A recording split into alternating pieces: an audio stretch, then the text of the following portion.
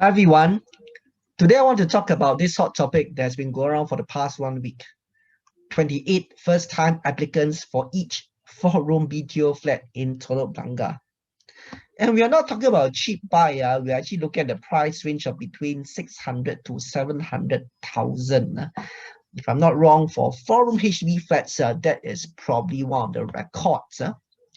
So now here is the question. Is this a good buy? Well, I don't think there's a straightforward answer. It really depends on what you want from this real estate. If you ask me, if let's say it's for own stay, and if you actually like the location, I think it's not too bad. Let's take a look at the location. This is where the BTO flat is down here, and at higher floor, very likely you can get the sea view, very nice. At the back, you have Mount Faber Park, and it's probably just a 10 minutes drive into CBD. Nice place to stay. So what about for investment? I have some numbers to show you. What I did here is this. I pull out the recent transaction of a 4-room HDB flats in the same area, Telok Blangah Heights. And we have some just achieved their MOP, selling for about 800, as you can, 700, 800, and one is even close to $900,000. So in that sense, if let's say you're the one of the lucky ones that got it about $600,000-700,000 today, 5 to 8 years later, when you hit the MOP, I'm actually quite confident that you should be able to sell higher than your purchase price, given that, hey, even today, you can sell this kind of pricing. I'm quite sure if you talk about 5 to 8 years later, you can actually sell higher than this.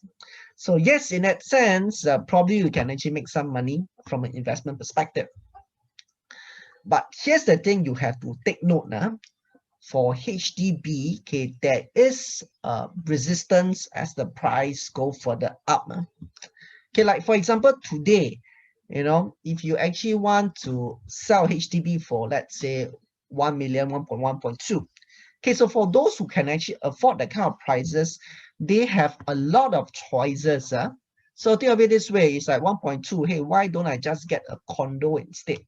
Why should I still be buying a HDB? Okay, so in that sense, the resistance can be very high once it actually go above certain level. And now this number seems also to support my viewpoint, as you can see here. Okay, so for those that are 5-year-old, you talk about 700-800.